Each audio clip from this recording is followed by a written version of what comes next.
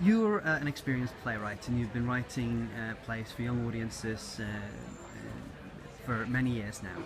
And I think a lot of young writers, emerging writers, are often worried about how their text is going to be dealt with by the actors, by the directors.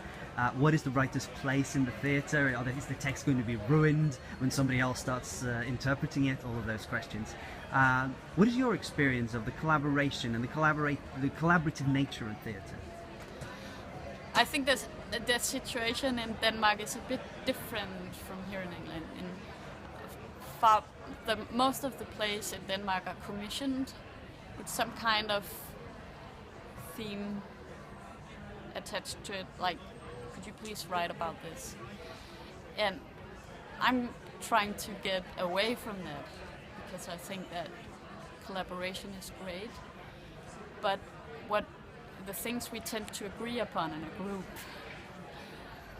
is somehow often a bit, what do you call it, superficial or shallow. Like, we all agree on this is good, this is bad. And as I talked with one of my colleagues about, then the plays end up being like, instead of a rock in your shoe or a stone in your shoe, it's a soul in your shoe. Can you say that in English? That makes sense. Yeah. So what we end up agreeing upon in a democratic work process is not always the best. It is when you do politics, but not always in art. So it's I also think that if you have a strong vision of what you want, then there's more room for other people in that vision. Like, if you set up the direction, and there's more room for the actors, because they don't have to be writers as well. You've written the piece that we've seen here at Theatre Café Denmark today is obviously quite a shocking piece in many ways. It deals with very, very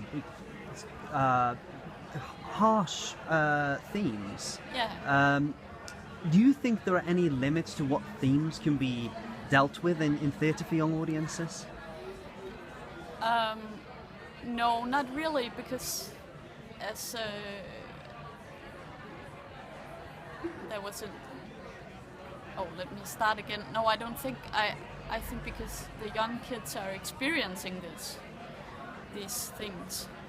But you always have to be careful with what you write, because when I was a teenager, there was a lot of writing about anorexia. So I actually thought, well, one should have anorexia. And I got really, really thin. Because there's a weird thing that the more you write about something, also the way you write about it, you can sort of glorify it without wanting to. But it has to do with the quality of writing. And I just read Duncan Macmillan's play, All the Brilliant Things. And there's a part in the play where the main character talks about how you can talk about suicide without making people want to commit suicide. And some rules of how to talk about suicide without, like, you shouldn't say he was successful if someone actually kills themselves. He was successful in his suicide. So I think it's the same thing when you write about these things. You don't turn it into entertainment, because I'm watching that TV series Narcos, and it's really, really beautifully made, but I just feel like I want to become a drug dealer when I watch it. And that's maybe, that's what you're always working with, I think. I mean, what do you want with it?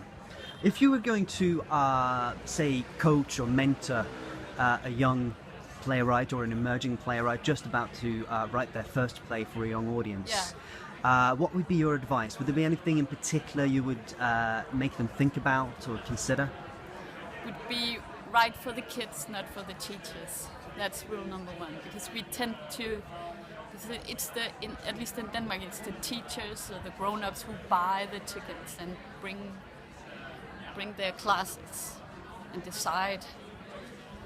And it's very important not to start thinking like this would look good on the young people's curriculum for the school year.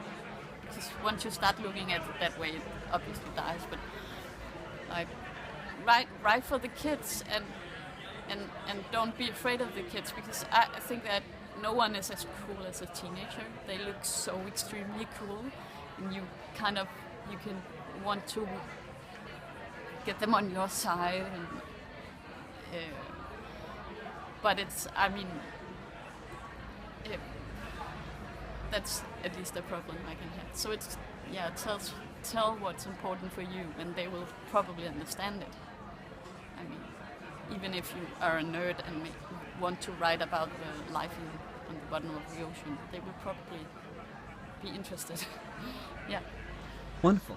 Thank you very much.